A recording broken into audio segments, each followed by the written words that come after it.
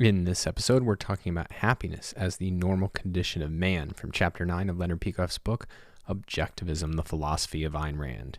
Stay tuned.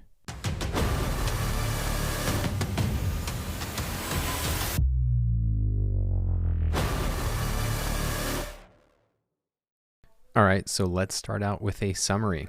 So we begin with a discussion of pleasure, and that pleasure comes from achieving values, that on the physical level, these values are automatically pro-life, though they're not necessarily aligned with the long-range consequences of an action.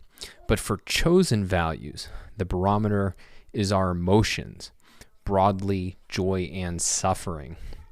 And so happiness then is, for Objectivism, a fundamental and enduring form of joy that comes from the achievement of our values. But our chosen values aren't automatically pro-life. And so as a result, we can actually gain temporary pleasure of a sort from doing things that undermine our lives.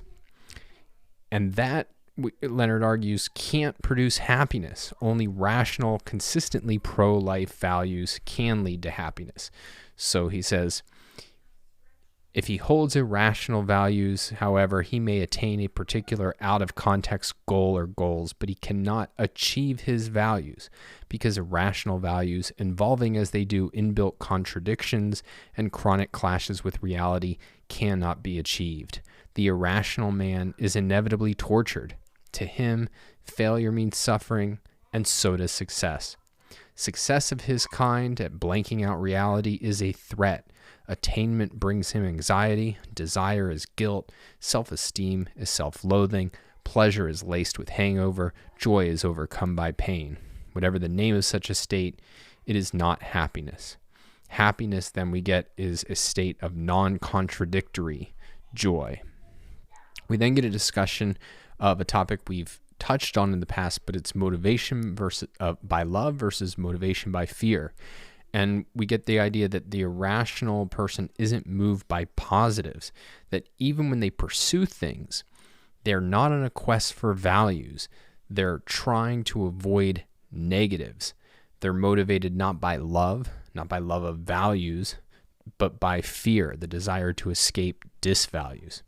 And so for Objectivism, happiness is not lessening unhappiness, guilt, depression, anxiety. It's not erasing those. It's achieving a positive: reason, purpose, self-esteem, money, friendship, romance.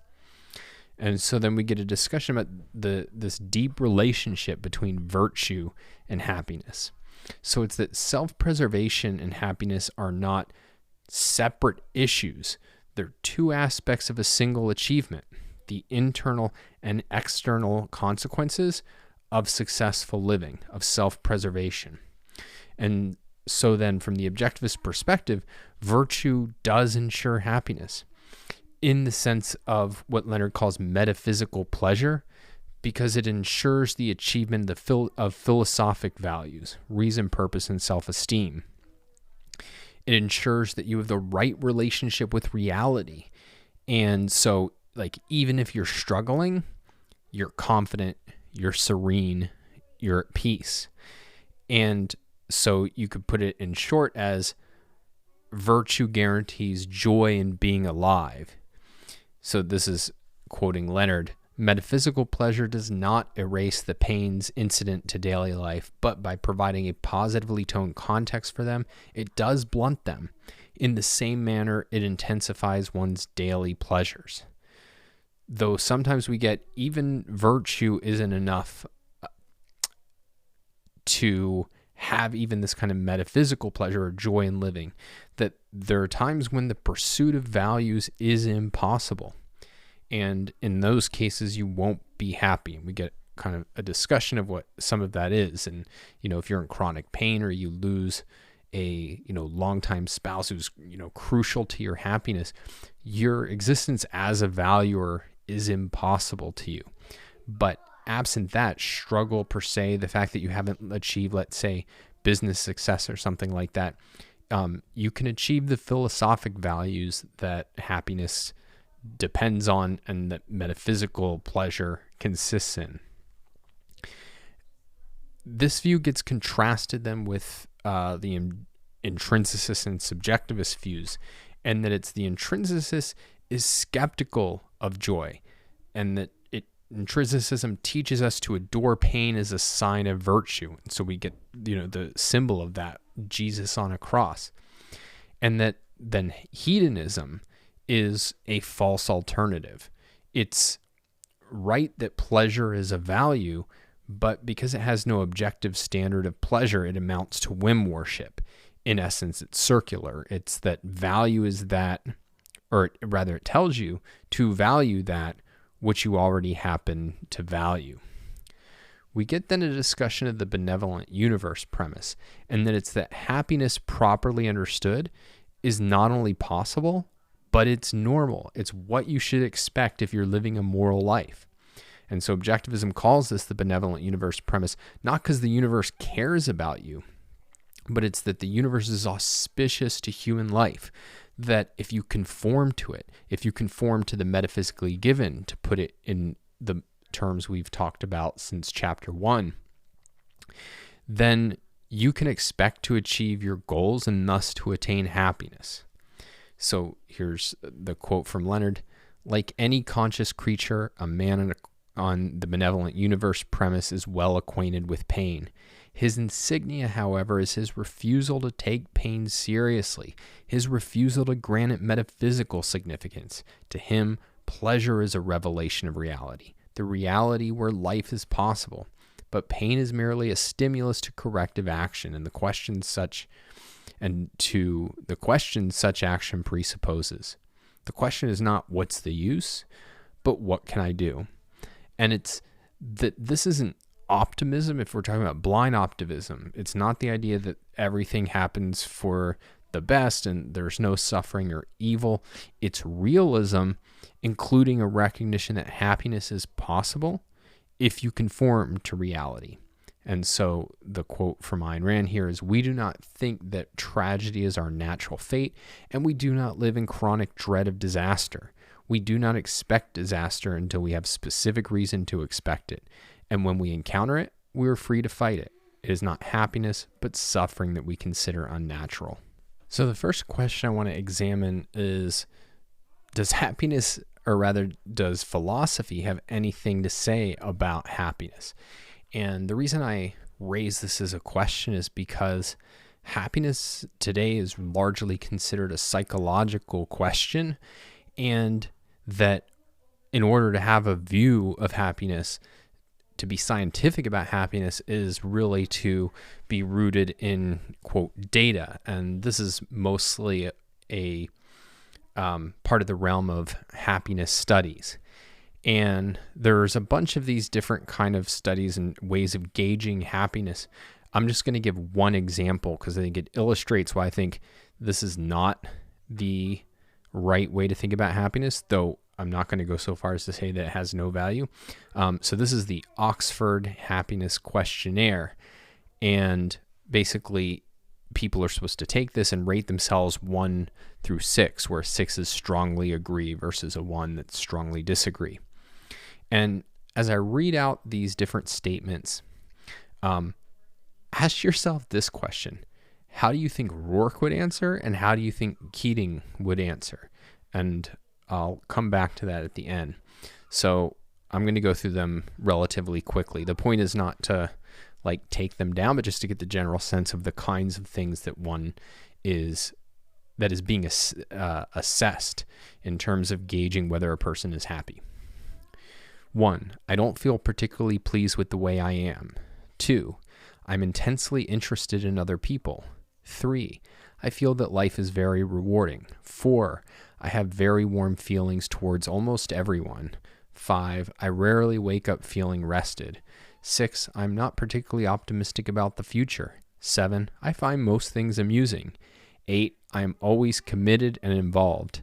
9, life is good. 10, I do not think that the world is a good place. 11, I laugh a lot.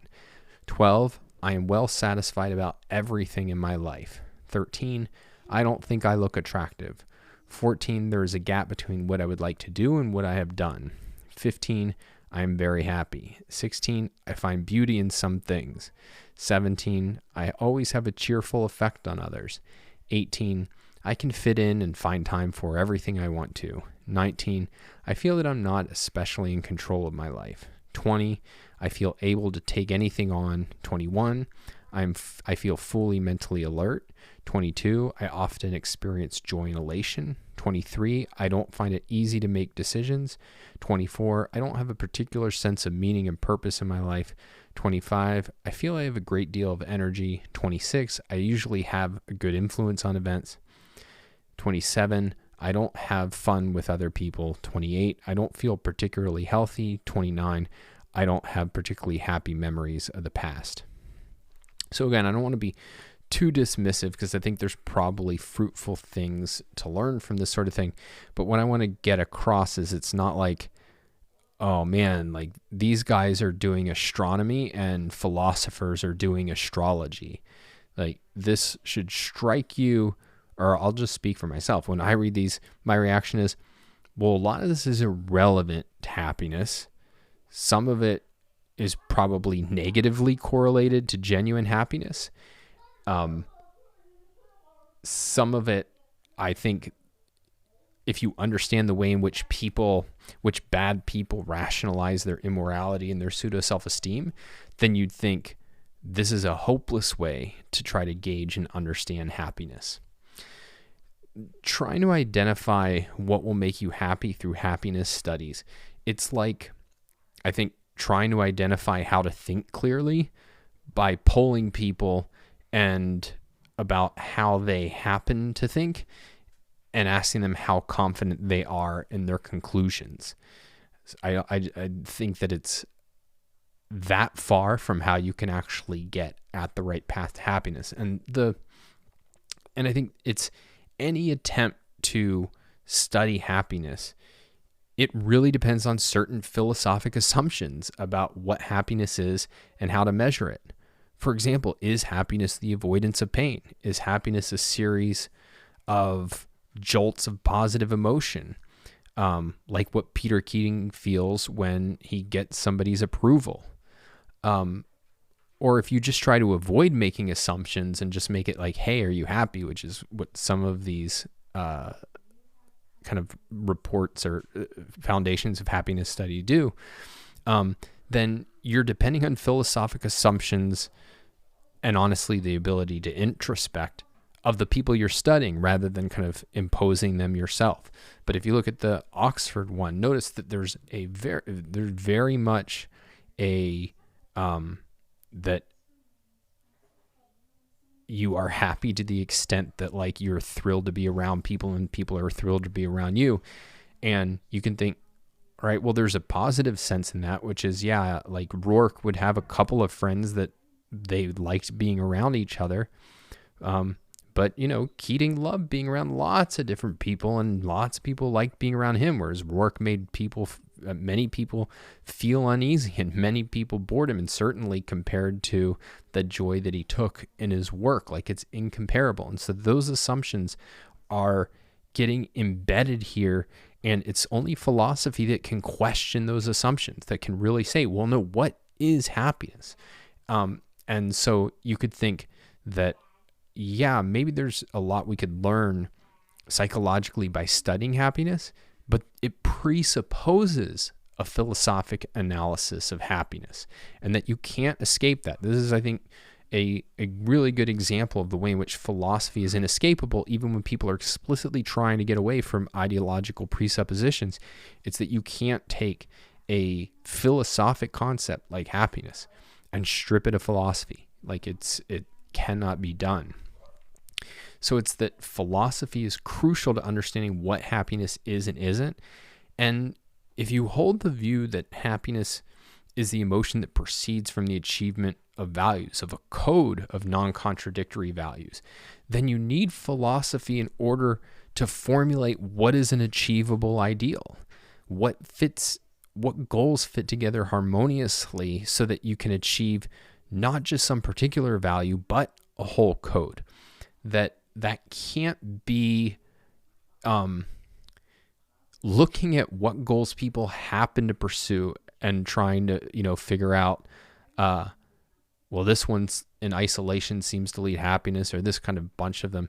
No, it's an active abstraction, and it requires the kind of analysis we've gone through in terms of values and virtues. And that ultimately, the way Objectivism thinks about it is you can't just kind of like sit in an armchair and think, well, that seems pretty fun and this seems pretty good. It's that the Objectivist approach is, what is the right relationship between an individual and reality that allows them to flourish in reality? What is the right relationship between existence and consciousness that is the precondition for thriving in existence?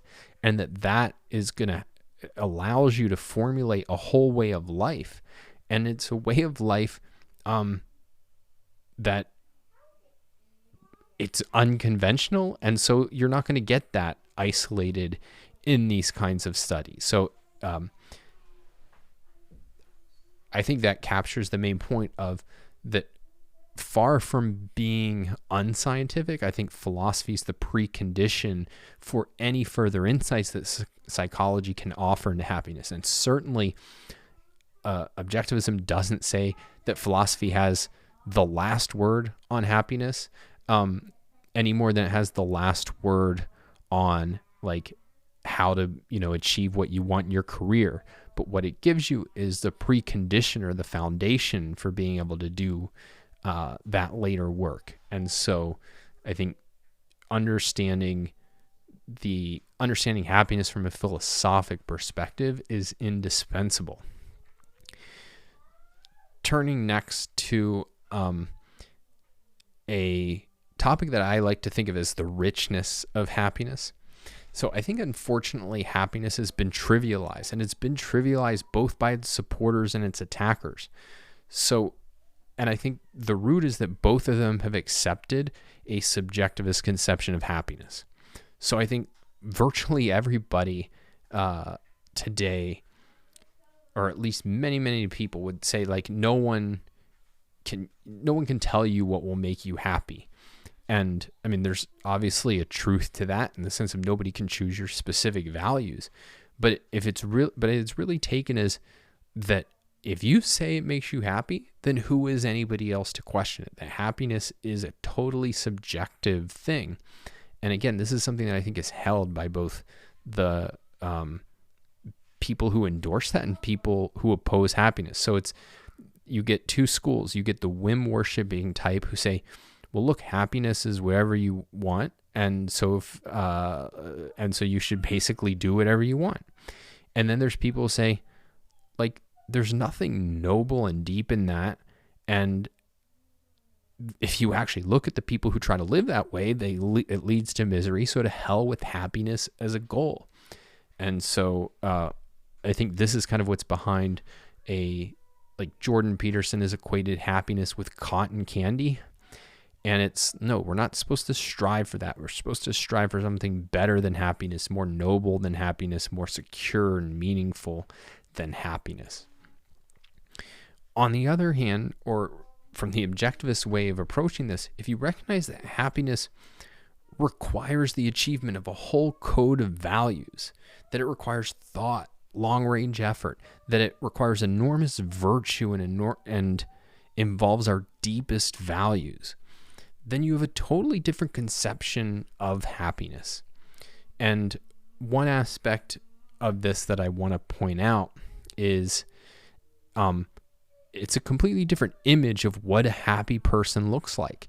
Like, it's not the free-spirited hippie or, the self-help speaker who is just grinning and talking about how awesome you are and how awesome he is.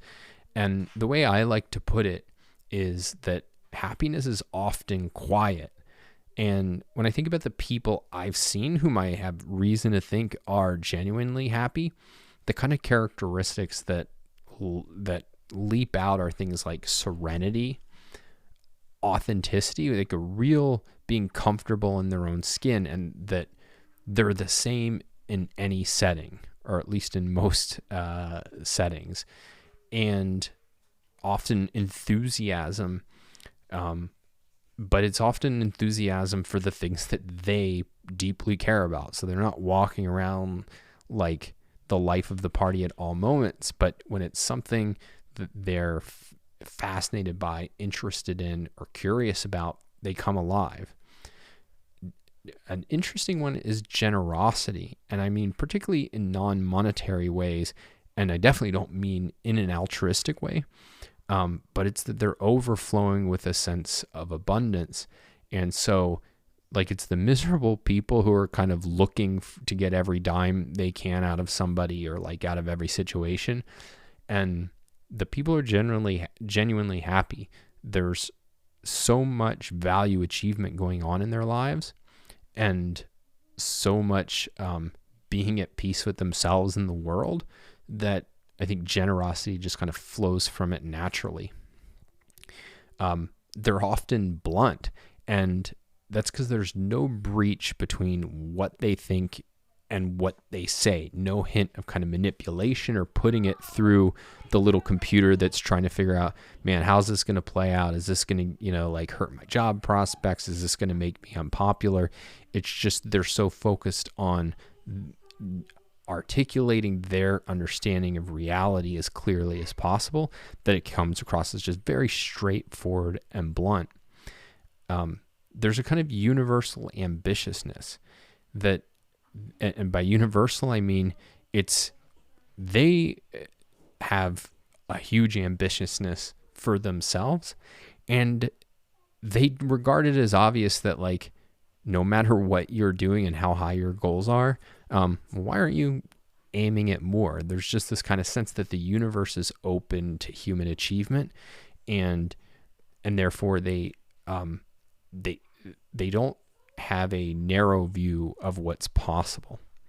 And then finally, and again, this is not exhaustive, but I'm trying to paint a certain kind of picture here that is very different from the conventional one. And I'm also trying to highlight aspects that I don't think are emphasized necessarily in Ayn Rand's novels, though of course those are, I think, the most clearly drawn pictures of happiness. But the final one is, I'll say, singular and unconventional. That is, happy people they're reflective on life and what they want from it. And sometimes it's in a fully philosophic way, but sometimes it's not. There was a documentary by the musician Bill Withers, and this is where it really jumped out at me. Like, he came across as genuinely happy, and part of it was, here was a guy who became like a super sensation in music and walked away from it all, not out of like some deep-seated, frustration or whatever, but it's not what he wanted out of life. It's not what he wanted to do. And he had a real view of what he wanted from life. And it was philosophic in the sense it was self-reflective and asking deep questions, but it wasn't formally philosophic. It wasn't like he had a full abstract moral code worked out. But it's that kind of having your own firsthand conception of what you think is true and what you think is right, and then going after it, that gives people a strong sense of personality and makes them incredibly distinctive. And so I think that radiates out of happy people, is they really have a perspective on what their life is about and what they want it to be about. And that, probably more than any of the others, I think is a quality that nobody ever talks about, and yet is crucial to happiness, and totally excludes the kind of whim worshipping mentality that's completely conventional and even vulgar in the kind of values that it's after, and totally non-reflective. Now, I said that these conclusions are kind of drawn from people I have reason to think are happy. One of the things that should be clear is that happiness is extremely personal. I remember a year or two ago, Dave Rubin did interviews with a bunch of objectivists on issues related to happiness, and the first question he asked a few of them was, "Are you happy?" And I mean, in the face of it, like, it's a completely legitimate question. If you're going to talk about happiness, like let's find out, are you happy? It's like if somebody's going to tell you, "Hey, here's how to lose weight or become rich," like, all right, are you in good shape and are you successful? But I was really shocked by the question, And I mean, if he had asked me, I think I would have been a little taken aback and said something essentially like, whoa, Dave, like you just asked me about like, how's my relationship with my boss? How's my sex life? How's my mental health? How's my moral character? Like happiness is a reflection of your values and the course on which you're living to pursue them. It goes to the deepest things about you. And so like literally there's no more personal question you can ask somebody than are you happy? And in that sense, it's not even really a good question because like even if I said yes, like who should believe me? If you're trying to be a charlatan and put over kind of like, here's my snake oil for happiness. Yeah, of course you're going to say, oh yeah, I'm happy. But like, what do you mean by that? And why should I trust you? And are you even a good introspector? And one phenomena I think is really common is that people can even think, if they're not reflective about the meaning of happiness, is they can be torn by anxiety and not even like notice it. So it's, I have this recollection, I don't even remember, maybe it was on his podcast, but Leonard Peikoff was once asked if he was happy. And basically he said, it's like the people who, you know, the people who really know me personally, like, you know, they're the ones who should judge, or who can judge. I'm probably butchering that, but it was really recognizing that it's not something you can or would want to talk about publicly. I think what I'd say to people who are asking it in a kind of genuine way, which is like, all right, you're advocating a whole philosophy and telling me how to live. Like, is it working for you? I think a thing that captures what they're asking in a way that is not so personal is something like, to the extent I've used these ideas, I've benefited, and to the extent I've departed from them, I haven't. So I think there's things to say about that. But what I'm just stressing here is that if you take happiness seriously, it's a much more significant question to ask if somebody is happy, and that judging if somebody else is happy is hard, even if you know them very well, let alone a stranger or somebody you see on YouTube. So let's go into happiness versus hedonism. So hedonism, we talked a little bit about this in the summary with Leonard. It's the idea that our goals should be pleasure. And sometimes it's thought of in just purely physical pleasure. And like, well, yeah, should I just gather up as much pleasure as possible? One thing that we'll talk more about when we get to sex in the next section is that for objectivism, and I think this is more widespread than objectivism, that physical pleasure per se is fine, but is actually not like that great. Like if you really try to isolate just the physical sensations of something, that pleasure for a human being involves, and mostly involves, a spiritual dimension. And there's a real recognition of this. So even more sophisticated hedonists will talk about kind of higher and like spiritual pleasures, or they'll talk about more spiritual, emotional pleasures, and often say, okay, these are higher pleasures. And like, if our goal is pleasure, it's mainly about like learning and art and friendship, and that's really what we should be concerned with. But as we talked about in the summary, for objectivism, this amounts to making happiness the standard of value rather than the purpose. And to get why Rand rejects that, you have to go back to her view of emotions. So emotions for objectivism are based on our values. And for objectivism, the whole question of ethics is, what should I value? And so if you have an answer that says you should value what makes you happy, what that amounts to is value whatever you happen to already value. And it's precisely that doesn't work, that our values are not necessarily rational. They don't necessarily fit together. They're not necessarily even achievable. That's why we need ethics. And so we need something external to our emotional states in order to define what our values should be. And that's kind of the whole enterprise of the objectivist ethics, right? We need some way to assess, like, what are the right values?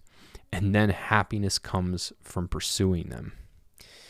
And I want to contrast then, so that's hedonism. There's another thing, a popular approach that I'm going to call Stoicism, but I don't mean it necessarily in the kind of rigorous philosophic sense, but in the sense in which it's kind of been popularized in the culture. And it's popular, I think, today to hear happiness is really a matter of getting rid of desires. It's that your desires are what lead to frustration, and happiness is really about avoiding frustration, avoiding other negatives.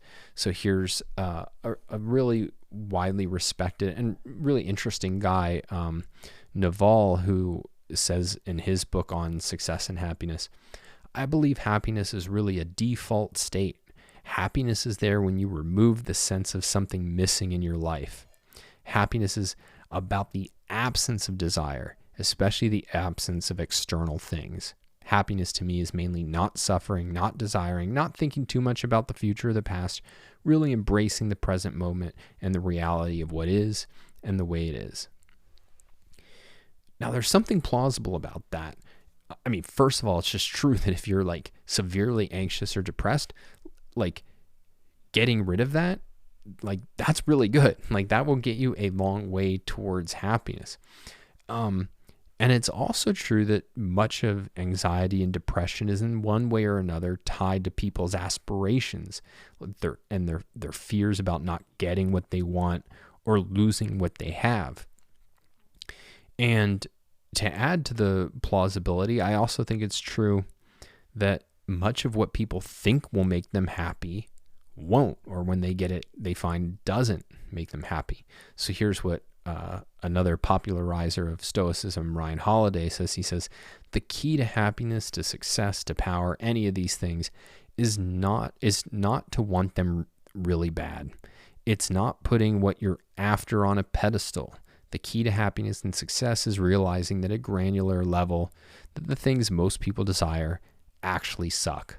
That being rich isn't that great, that getting lots of attention is a chore, that being in love is also a lot of work, that the prettiest view in the world still has mosquitoes or a biting chill or it's hot as hell. So that's kind of giving it, those cluster of views, a lot of plausibility, but why does objectivism then reject that? And I think ultimately the way to get at it is seeing it through the lens of the mind-body integration, which has been a running theme in OPAR. So first, it's that we actually have biological needs in order to live. Like poverty is bad for you. Like even if you pretend to want nothing, you need things. There's things that will like actually advance your life and that will actually hold you back. And so even if you just think at the most physical level, it doesn't matter if you desire anything. If you don't have any money, if you don't have any healthcare, medicines, if you don't have any, like plumbing or protection from the elements, like you will suffer. And then second, it's that material values, and this is the most important point, it's that material values, they have spiritual meaning, and they're only valuable in a spiritual context. And so it's, money per se won't buy you happiness, but money earned as part of living a moral, productive life does add to happiness.